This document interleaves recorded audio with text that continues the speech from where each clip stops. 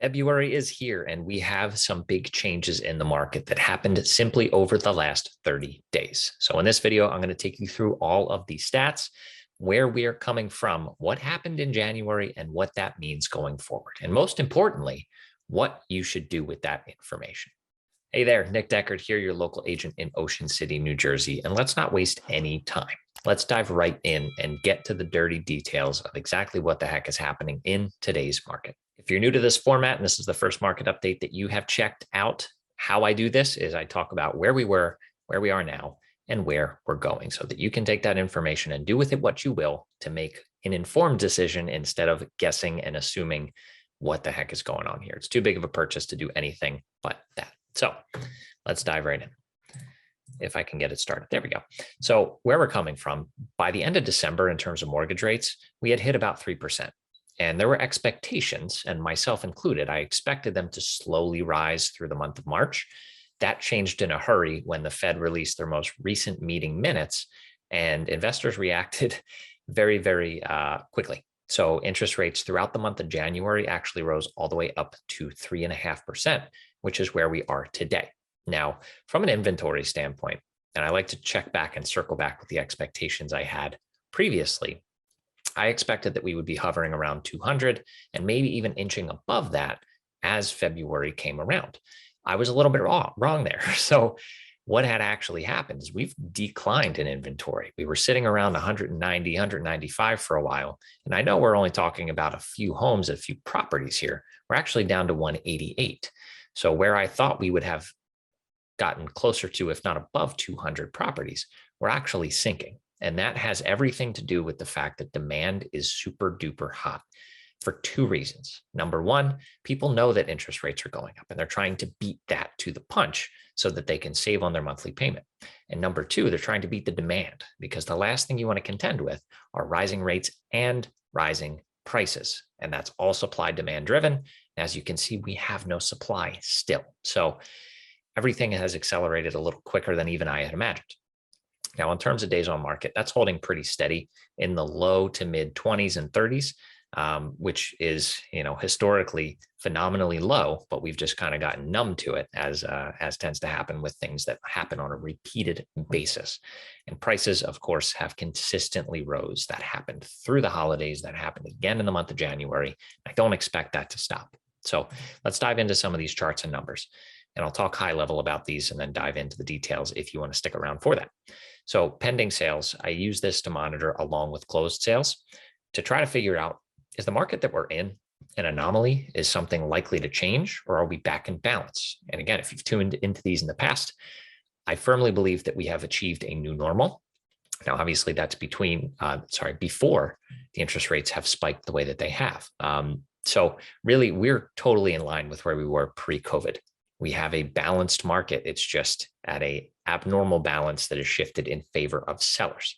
So pending sales in the month of January were lower than the month of January 2 years ago, 2020.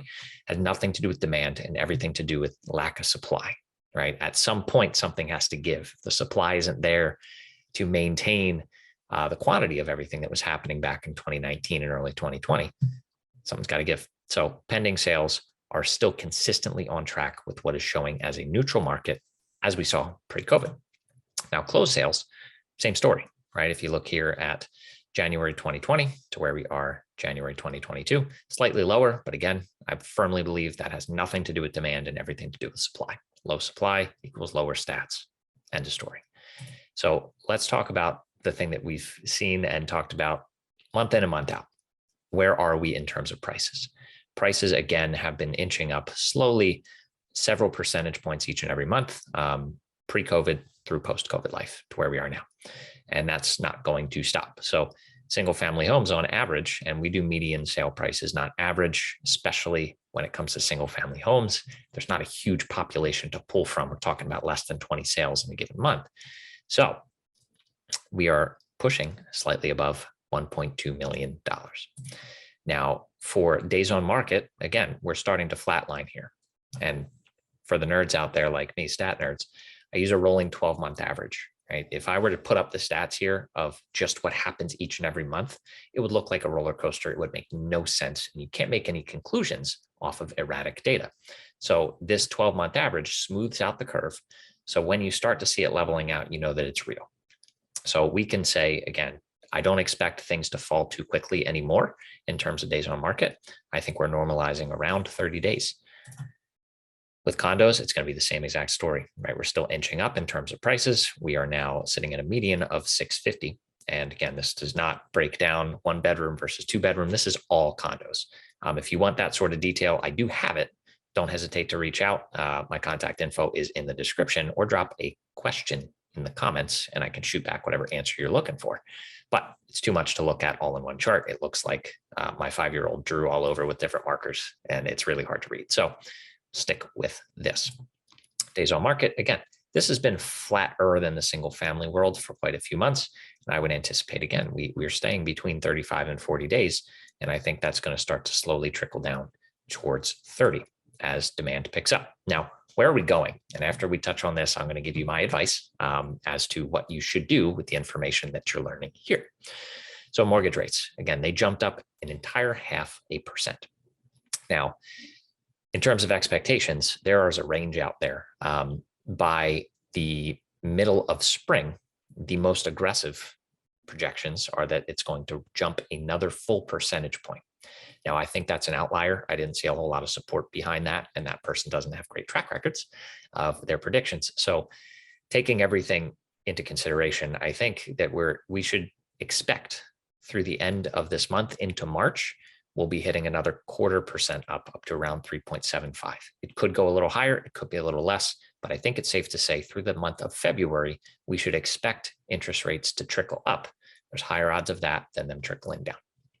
Now, in terms of inventory, again, everything's getting scooped up quickly for the most part. And the ones that aren't tend to be sellers who understand where the market's going. They are pricing things at a comfortable level, not having the urgency or need to sell. So there are some homes with days on market that are starting to grow, but the prices are not outrageous. And I think the market will catch up on most of them. Some of them are outrageous, and I will be shocked if anything comes of those, but those are few and far between. So really what I expect to happen over the month of February is it's going to hover around 200 again. I think we'll fluctuate back into the 190s. I think we'll stay about there. But once we hit March, I'm optimistic that things will trickle above 200. And again, don't hear 200 and think 250 or 300 or wow, it's going to be a buyer's market. We're simply going to start seeing more people, more sellers entering the market to try to take advantage of this. There are people and rumblings out there, and I don't have a crystal ball. There are people who think and believe that this is going to be the peak of the market. With interest rates doing what they're doing, this might be the top. So I do expect to see some more sellers really dive in to the market in March as things continue to pick up steam there after they see what happens in February. Nothing wrong with sitting on the sidelines. Now, prices, again, they're going to continue going up through the course of 2022. My opinion and assumptions remain unchanged there. It's such a strong market. Here in Ocean City, the demand still far outstrips supply. So I think if you're buying, the sooner you could do it. And again, I've been on this soapbox for, I believe, the last year almost. The sooner you do it, the better. If you can find something that works for you, do not force it. Do not make a decision that you don't need to make. Again, for most of you listening, this is a second home. This is a luxury type purchase. It's a want, not a need. So do not force the issue. Do not feel overly pressured. But if you find something that works, I encourage you to go full steam ahead and lock it in, and speed is everything when it comes to that. Last but not least, we have days on market. Again, it's hard to picture them going down much more, but I do see them bottoming out around 30 days should we get to that point. Now, what should you do? Again, if you are on the buying side of this equation, keep your eyes peeled and your ears to the ground. And really, that shouldn't be your job. That should be your agent's job. If you're not working with somebody who's tuned in and bringing you not only opportunities as soon as they hit the market, but even ones that are coming, again, as an agent community, we're pretty tight knit and rumblings do happen. So you should be able to find out within a day or so if something is coming from time to time. So if you have an agent that you're working with and they're not getting you the information that you feel you should have, I'd be happy to serve as a second opinion or answer any questions that you have. But I have to say, if you have signed an agency agreement with them, actually signed a document, I cannot help you. unless they release you from that document. So if you're a buyer, jump as soon as you can when you find something that fits you and your needs. From a seller standpoint, this is really the time where the rubber hits the road. For the past year, and I still firmly believe this, you only sell for one of two reasons. If you're going to be upgrading or downsizing, right sizing, whatever term you want to use, if your needs have changed, you simply want a different location on the island. That's reason number one. Reason number two is if you have a need or an ability to use your profits from your sale for something to further you and your family's goals, whether that's paying for college, whether that is becoming financially free and paying off all your debt, all your mortgages on your primary home, car payments, all that stuff. Those are really the only two reasons that I believe you should really consider selling.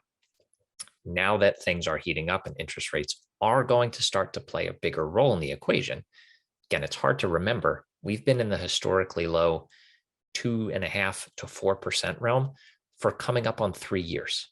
And that's pretty crazy in the scheme of things. And if you go back and look at the last 4 decades of interest rates, it's not going to be eternal, right? There are rumblings that it could be. We could enter into a negative interest rate type of situation. That is a totally different animal that I'm not going to cover here. But I think this would be a serious time to consider making that move should you meet one of those two reasons that I mentioned. And if you have any questions on that, if you simply want to understand what your home might be worth in this market, it will floor you. Trust me, I'm floored on a daily basis, whether I'm looking at my own home's value or for some of my clients. It's really jaw dropping seeing what these properties are going for these days. So if you have any questions on that, I'd be happy to get you in no obligations opinion. Again, hopefully this is not the first time you've seen or heard me. I'm not a pushy person. I'm only going to give you exactly what you ask for and nothing more. There are no hidden grenades that I'm going to lob your way trying to make you do something you don't want to do. So happy to serve as a resource for you. All my contact information is right here. Do not hesitate to reach out. As always, I appreciate you spending time here with me when you could be doing a million other things. So thanks again, and I will see you on the next video.